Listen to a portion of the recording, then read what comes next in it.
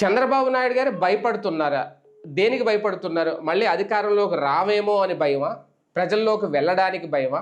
ప్రజల్లోకి వెళ్తే సంక్షేమ పథకాలు ఏమయ్యాయి అని నిలదీస్తారని భయమా?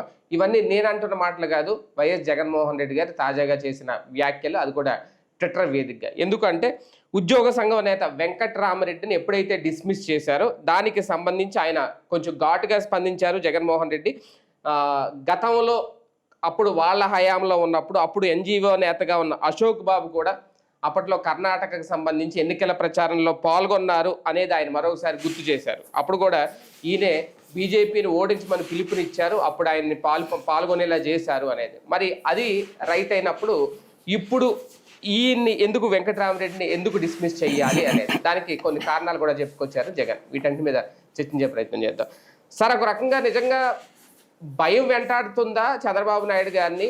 లేదు, నిజంగా ఉద్యోగ సంఘం నేతని టార్గెట్ చేసి డిస్మిస్ చేశారు అని జగన్ ఆరోపణలో వాస్తవం ఎంత? అంటే బేసిక్గా ఒకటి భయం ఏం లేదు. రెడ్ బుక్ ఎలా అయితే రాశారో అదే అమలు చేస్తున్నారు. ముందుగా ప్రకటించారు కదా అందరి జీవితాలు నాశనం చేస్తామని, దాన్ని ఇష్టపడినే గెలిపించారు కదా. కాబట్టి ఆటోమేటిక్గా ఆ రాజకీయ జీవితాలు నాశనం చేయడం, అరాచకాలు చేస్తాం. ఇప్పుడు జగన్ వాళ్ళు వస్తే రేపు పొద్దునే ఇక నరుక్కుంటాం, చంపుకుంటాం అని వాళ్ళు చెప్తున్నారు. ఇప్పుడు వీళ్ళు ముందే చెప్పారు మేము వస్తే గనక వదిలిపెట్టము, హింసిస్తాం, వెంటాడతామని. అయినా సరే అనుకున్నారు కదా, అదే కరెక్ట్ అనుకున్నారు కదా. అందులో పార్టీది, అంతకు మించి ఏం లేదు. ప్రభుత్వ ఉద్యోగులు ప్రభుత్వ ఉద్యోగులు కూడా ఈయన ఒక్కడేంటి, ఎంతో మంది ఉద్యోగుల్ని ఆడుకోవట్లేదు. ఇప్పుడు ఎంతమంది పోలీసులు, 199 మంది పోలీసు అధికారుల్ని 2 ఏళ్ల పాటు ఉద్యోగం లేకుండా, జీతాలు ఇవ్వకుండా, ఇదివరకు ఏంటంటే వాళ్ళని వీఆర్లో పెడితే జీతాలు ఇచ్చేవాళ్ళు, సస్పెన్షన్ చేసిన 50% శాలరీ ఇచ్చేవాళ్ళు. ఇప్పుడు అవి కూడా ఇవ్వకుండా ఏడిపించుకుదండి. తర్వాత ఎట్లా కోర్టులు కేసీను తెచ్చుకుంటారు వాళ్ళు. కానీ ఇప్పుడు ఇమ్మీడియట్గా అయితే ఒక్కసారిగా నడు రోడ్డు మీద నుంచో పెడుతున్నారు కదా. అట్లాగే ప్రతి చిన్నదానికి నోటీసులు, ప్రతి చిన్నదానికి ఉద్యోగులను వేధించుకు తినడం. అదేమంటే ఉద్యోగ సంఘ నాయకులు ఇప్పుడు వీళ్ళకి అనుకూలంగా ఉన్నారు. ఎందుకని? ఈ ఉద్యోగ సంఘ నాయకులు ఏంటి, జగన్ టైంలో పడ్డటువంటి బకాయిలు ఏవైతే ఉన్నాయో అవి చంద్రబాబుతో మాట్లాడి ఇప్పించుకుంటున్నారు.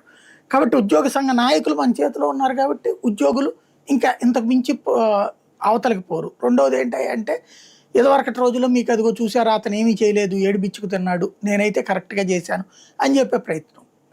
ఉద్యోగులకి తెలియదా ఆ రోజున ఇచ్చినటువంటిది? అయితే 2014లో ఈయన అదృష్టం బాగుండి ఆ రోజున చంద్రబాబు గారు ఇచ్చుకొచ్చింది ఏంటంటే 42% జీతాల హైక్ ఇవ్వడం ఏదైతే ఉందో దాన్ని చూపెడుతున్నారనమాట.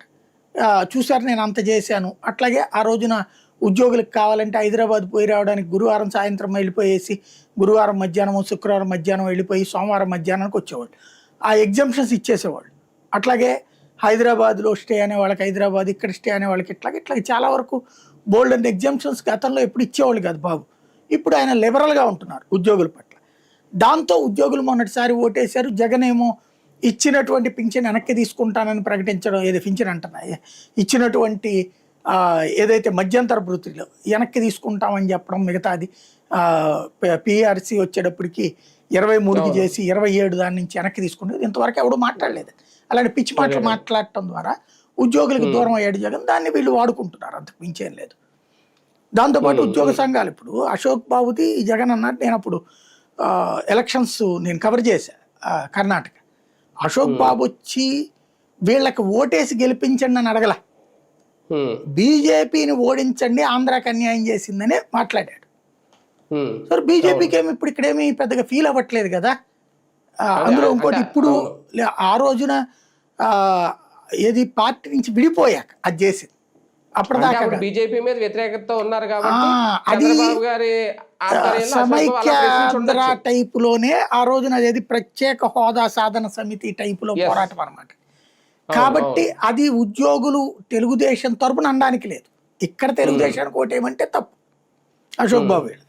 కానీ అక్కడ వీళ్ళు చేసి వచ్చినటువంటి ప్రచారం ఏంటంటే బీజేపీకి ఓటేయద్దు, మీరు కాంగ్రెస్కి వేయండి అన్నో ఇది చెప్పలా. కాబట్టి నిబంధనల ప్రకారం వాళ్ళు ఏం చేయలేకపోయారు, ఇప్పుడు కూడా చేయలేరు అనమాట. అంటే ఈయన కూడా వెంకటరామరెడ్డి కూడా ఎన్నికల సమయంలో ఇచ్చిన హామీలు ఏమైనా అని ప్రశ్నించడం తప్ప ఒక రకంగా. అంటే బేసిక్గా అందుకోసమని కాదు, యాక్చువల్గా ఎలక్షన్స్ ముందు కొంతమందిని రాసుకున్నారు వీళ్ళు, ఎవరెవరు కీ పాయింట్లో ఉన్నోళ్ళు, ఎవరిని బొక్కలో దొయ్యాలి, ఎవరిని కేసులు పెట్టాలి, ఎవరిని ఏడిపించాలి, ఇవన్నీ కూడా. ముందే అది 1 by 1 అమలు చేస్తున్నారు అంతే తేడా. అందరిని ఒకేసారి చేసేస్తే కనుక తర్వాత వార్తలు ఉండవు. ఇప్పుడు ఆ కట్టర్ కార్యకర్తలు మానసికంగా సంతృప్తి చెందాలంటే వీళ్ళు నిరంతర హాహాకారాలు ఆక్రందనలు కావాలి. మనకు అదేదో ఆ సినిమా ఉంటది కదా, మహేష్ బాబు సినిమాలో ఆ సూర్య పాత్ర ఒకటి ఉంటది. అందరిని చంపేసిన తర్వాత సో అండ్ సో చోట పాతి పెట్టానంటే జనాలందరూ ఏడుస్తూ ఉంటారు. ఆ మెట్రో పిల్లర్లో శవాలు పాతి పెట్టామంటే ఆ ఏడుస్తూ ఉంటే సూర్య వచ్చి హా అని వింటా ఉంటాడు అనమాట, మధురంగా ఆ ఏడుపులు. అట్లాగా ఇక్కడ ఆక్రందనల్ని విని ఆనందించాలని కోరుకునేటటువంటి కట్టర్ బ్యాచ్ ఒకటి ఉంది. ఆ కట్టర్ బ్యాచ్ కోరిక తీర్చేటటువంటి ప్రక్రియ ఇదంతా కూడా, అంత వించేయలేదు. కానీ ఒకటి సార్, ఉద్యోగులకు ఇచ్చిన హామీలు కానీ ఇందాక మీరు డిఏ కానీ ఐఆర్ కానీ పిఆర్సీ కానీ వీటికి సంబంధించి ఇప్పుడు ఒక ఉద్యోగ సంఘం నేతను ఇలా చేయడం ద్వారా వెనక్కి తగ్గుతారా? ఆ డిమాండ్లు మళ్ళీ ఎవరు అడగకుండా ఉంటారా? భయపడతారా? ఇప్పుడు భయము లేదు, ఏం లేదండి. వైసీపీకి అనుకూలంగా ఉండే ఉద్యోగ సంఘాల వాళ్ళేం మారేదేం లేదు. అదే సందర్భంలో మిగతా వాళ్ళు అడిగేది లేదు. అప్పుడప్పుడు అడుగుతుంటారు, సార్ బోల్డ్ అని సమస్యలు సార్, చచ్చిపోతున్నాం, నేను చాలా స్ట్రాంగ్గా లేనబ్బా మీరు చెప్పండి అంటారు. కరెక్టే కానీ కొంచెం ఒకటన్నా చెప్పండి సార్, మేము చెప్పుకోవడానికి ఏదన్నా ఉంటుంది. సరే అదేదో చూడవాయా కానిచ్చి, అదేదో వాళ్ళకి ఏదో బాకీలు పడ్డారంటే ఇంతకుముందు పిఎఫ్ డబ్బులు, ఆ డబ్బులు దాంట్లో వేసేయండి అకౌంట్లో, ఓకేనా? ఓకే, వీళ్ళు వెంటనే పాలాభిషేకం పొలాభిషేకం నడుస్తుంది. లేదు జగన్ టైంలో పెన్షన్లు ఇదే దాన్ని ఏమంటారు, ఉద్యోగం రిటైర్ అయిపోయాక ఇచ్చే బెనిఫిట్స్ ఇవ్వాల దాదాపు 2 ఏళ్ల పాటు, ఇవన్నీ పెండింగ్లో ఉండిపోయినాయి. ఇప్పుడు దానికి 300-400 కోట్లు రిలీజ్ చేయండి సార్, అర్జెంటుగా అల్లాడిపోతున్నారు, ఒక ఏడాది దాన్ని క్లియర్ చేద్దాం, ఓకే చూడండి అదే అంతవరకు. ఈయన 100 ఇష్యూస్ ఉన్నాయి, వాటిట్లో ఒకటి సాల్వ్ చేస్తే ఈయన్ని అనుకూలంగా ఉండే నాయకులందరూ దాన్ని అద్భుతంగా ప్రొజెక్ట్ చేస్తారు. జగన్ అద్భుతమే చేసిన అనర్థమే అన్నది వాళ్ళే ప్రొజెక్ట్ చేశారు. అదేంటంటే ఉద్యోగ సంఘాలు ఒకప్పుడు అసలు వాస్తవంగా తెలుగుదేశాన్ని ద్వేషించేయి, దూషించేయి, కాంగ్రెస్ని ప్రేమించే రాజశేఖర రెడ్డికి అందుకనే ఆ రోజున వెన్నుదనుగా ఉన్నాయి. అయితే మొన్నటిసారి మాత్రం రివర్స్ అయింది ఏంటంటే తెలుగుదేశం ప్లేస్లోకి జగన్ ప్లేస్ ఇదే రాజశేఖర రెడ్డి ప్లేస్లోకి తెలుగుదేశం వచ్చి చేరి ఉద్యోగ సంఘాలు ఇప్పుడు అసలు నమ్మట్లేదు జగన్, స్టిల్ నో. దాన్ని వీళ్ళు ఇంకొంచెం ఇప్పుడు ఇదే వెంకటరామరెడ్డి వీళ్ళు వల్ల కాలేదు కదా జగన్ చేత డబ్బులు ఇప్పించడం, ఉద్యోగులకు కావాల్సినటువంటి ఏ ట్రాన్స్ఫర్లో ఏమైనా కావాలంటే చేయించుకొచ్చుకుని ఉంటారు. కానీ ఏమైనా జగన్ చేతన ఆ పిఆర్సీ వేయించారా, డబ్బులు ఇప్పించగలిగారా? ఇప్పుడు మధ్యంతర భృతి ఇచ్చాడు, ఆ 27 నుంచి 23కి తగ్గించి ఆ మిగతా 4 కూడా వెనక్కి ఇవ్వాలి అన్న రోజున వీళ్ళు ఏం చేయగలిగారు? వెళ్ళారు, మాట్లాడారు, జగన్తో ఆపగలిగారు. కానీ ఈలోపు జరగాల్సిన డ్యామేజ్ జరిగిపోయింది కదా. ఇంకోటి అక్కడ ఉద్యోగులకు సంబంధించినటువంటి జీతాల చెల్లింపులు లేట్ అవ్వడం జగన్ టైంలోనే జరిగింది. ఇప్పుడు చంద్రబాబు 1వ తారీఖు ఇచ్చేస్తున్నారు కదా, అప్పుడు బాబుని వాళ్ళు ఎందుకు ద్వేషించాలి? అట్లాగే పిఎఫ్లు డబ్బులు అకౌంట్లో వేయకపోవడం, ఆ డబ్బులు వాడేయడం లాంటివి జగన్ చేసుకొచ్చాడు. అవి ఈయన సెట్ చేస్తున్నారు కదా, ఇంకెందుకు ఆగాలి? కాబట్టి ఇప్పుడు ఉద్యోగులైతే బాబు పక్షానే ఎక్కువగానే ఉన్నారని చెప్పడంలో అతిశక్తి లేదు, తప్పు కూడా కాదు అది. కానీ ఒకటి సార్, ప్రజల్లోకి నిజంగా వెళ్తే సంక్షేమ పథకాల హామీల అమలుకు సంబంధించి చర్చ వస్తుందా? ఇప్పుడు ఆ పరిస్థితి ఉందా జగన్ గారు చెప్పినట్టు? బేసిక్గా ఒకటి దాన్ని దీనికి లింకప్ చేయడం అనవసరం. వెంకటరామరెడ్డికి దానికి సంబంధం లేదు కదా. వెంకటరామరెడ్డి సంక్షేమ పథకాలు ఇచ్చే మనిషి కాదు కదా. సంక్షేమ పథకాలు సపరేట్ సబ్జెక్ట్ అది. అది దాని గురించి వెళ్ళలేకపోవడం, చంద్రబాబు రోజు వెళ్తానే ఉన్నాడు కదా. ఎవడు అడుగుతున్నాడు అక్కడ?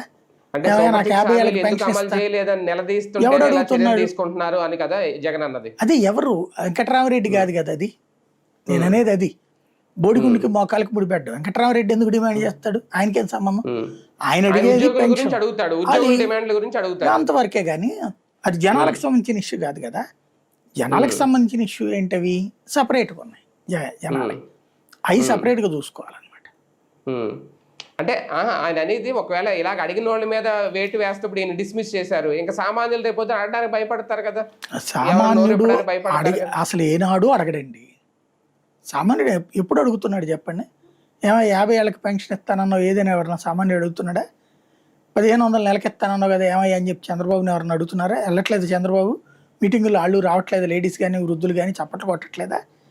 ఎందుకు అడగట్లేదా? మన డెమోక్రసీలో కేవలం ఇది దాన్ని ఏమంటారంటే మైసూర్ బజ్జీలో మైసూర్ లాంటి ప్రజాస్వామ్యం ఉంది మన దేశంలో, మన రాష్ట్రంలో కూడా అంతే. కాకపోతే ప్రజాస్వామ్యం అనేటువంటి షరతులకు లోబడి వర్తిస్తుంది. అధికార పక్షం వాళ్ళకి మాత్రం ప్రజాస్వామ్యం ఉంటుంది, ప్రతిపక్షాలకు ఉండకూడదు, ప్రజలకు ఉండకూడదు. ఇది ఫార్ములా అంతే.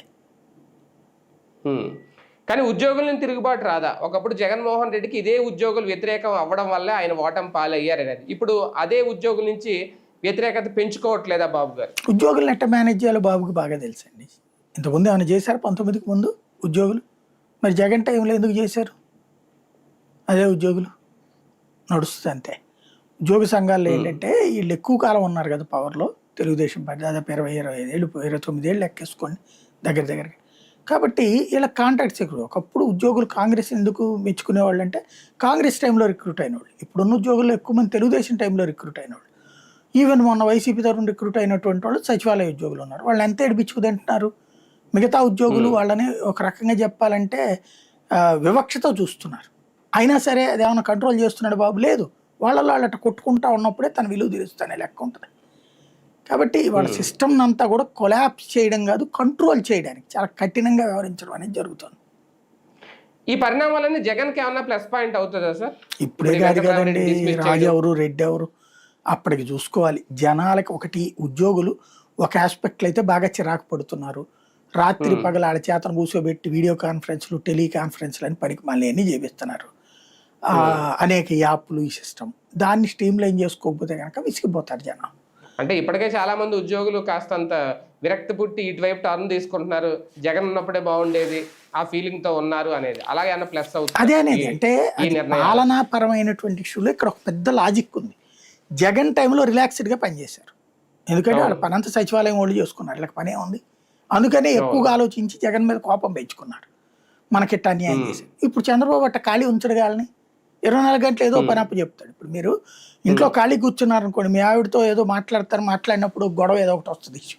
అదే అసలు ఖాళీగా లేరు అనుకోండి, ముందు మీకు భోజనం సంగతో లేకపోతే ఇదే వరకే కదా వెళ్ళేది ఏదైనా సరే. అందుకని మగాడు ఖాళీగా ఉండకూడదు అంటారు, ఉద్యోగి కూడా ఖాళీగా ఉండకూడదు ప్రభుత్వాలకి. ఇప్పుడు చూడండి, పొద్దు నుంచి రాత్రి దాకా మీటింగులు. ఫస్ట్ మాట్లాడుకునేది ఏదబ్బా చచ్చిపోతున్నారో బాబు ఈ పని, ఇంతే ఉంటుంది. రెండవది ఏంటంటే డబ్బులు. జగన్ టైంలో ఉద్యోగికి లంచం తినే అవకాశం లేదు. ఇప్పుడు పండగ చేసుకుంటున్నారు. ఇదివరకు దాన్ని ఏమంటారు, సింగిల్ విండో లంచాలు. ఇప్పుడు పార్టీ ప్లస్ ఉద్యోగి కలిసి పంచుకుంటున్నారు డబ్బులు. పార్టీ నాయకుడు ఎవరికి మేనేజ్ చేసుకుంటే వీళ్ళకి పోస్టింగ్ వస్తుందో తెలుసు, ఆ పోస్టింగ్ చేయించుకుని వాళ్ళకి కూడా కమిషన్లు ఇస్తున్నారు. తద్వారా ఏ ప్రాబ్లం లేకుండా దట్ లంచంలే కూడా పని అయితే అవ్వట్లేదు, కానీ లంచాలు వస్తుంది. ఇదివరకు జగన్ ఉన్నప్పుడు జీతమే టైంకి రాలి, ఇప్పుడు జీతం ఎట్లాగూ టైంకి వచ్చేస్తుంది, లంచం కూడా నెల వస్తుంది. జగన్ వస్తే మళ్ళీ ఇది పోతుందేమో, మమ్మల్ని తిన్నివ్వడు. ఇప్పుడు కార్యకర్తలు మమ్మల్ని తిన్నివ్వలేదని వాళ్ళు ఓడగొట్టారు, ఉద్యోగులు కూడా మమ్మల్ని తిన్నివ్వలేదని ఓడగొట్టారు. ఇప్పుడు తిన్నిస్తున్నారు చంద్రబాబు. కాకపోతే కఠినంగా వ్యవహరిస్తా, తీవ్రంగా చూస్తా, తప్పులు చేస్తే వదిలిపెట్టని వార్నింగ్లు ఇస్తుంటారు. అది పేపర్లో రాసుకోవడానికి పనికి వస్తాయి. ఎవరైతే దాంట్లో జరగకూడదు. ఇప్పుడు అర్రే పాప బాబు గారు ఎంత కష్టపడుతుంటే ఆర్డరా చూడరా అవినీతి, బాబు గారు నోటీస్ తీసుకెళ్లరు, ఇట్లాగే ఉంటుంది. మీరు ఒకసారి చంద్రబాబు గారి ఫేస్బుక్లోనూ ట్విట్టర్లోనూ అవి చూశారనుకోండి పోస్టులు, దాని కింద కామెంట్లో 100 ఉంటాయి ఎట్లాంటి వాళ్ళ సమస్యలు పట్టించుకునేవాడు ఎవడు. అవును. అంటే బాబు గారి నిర్ణయాలు ఏం తీసుకున్నా కఠినమే కానీ అందులో భయం అయితే ఏం లేదనుకోవాలి జగన్మోహన్ రెడ్డి గారు. ఆయన ఎవరిని భయపెట్టరండి, ఎవరిని ఎలా వాడుకోవాలో బాగా తెలిసిన ఆయన. అది ఆయన కూడా భయపడరేమో, అంతే అడుగుతారేమో, ప్రశ్నిస్తారేమో, అసలు ఆ భయం అసలు ఏ క్వశ్చన్ లేదు. ఎలా మేనేజ్ చేయాలి ప్రజలు కూడా అడగరు. రైట్ చూద్దాం. జగన్మోహన్ రెడ్డి గారు అయితే కీలక వ్యాఖ్యలు చేశారు. నిజంగా భయంతో ఉంటున్నారా జగన్మోహన్ రెడ్డి గారు? భయంతో పరిపాలన చేస్తున్నారా? వెంకటరామరెడ్డిని డిస్మిస్ చేయడం వెనక ఏంటి కారణం? ఉద్యోగులందరూ ఇక సైలెంట్ అవుతారన్నా, సైలెంట్ చేయాలన్నా? చూద్దాం ఎలాంటి తిరుగుబాటు వస్తుందో, లేదంటే అనుకూలత ఉంటుందో.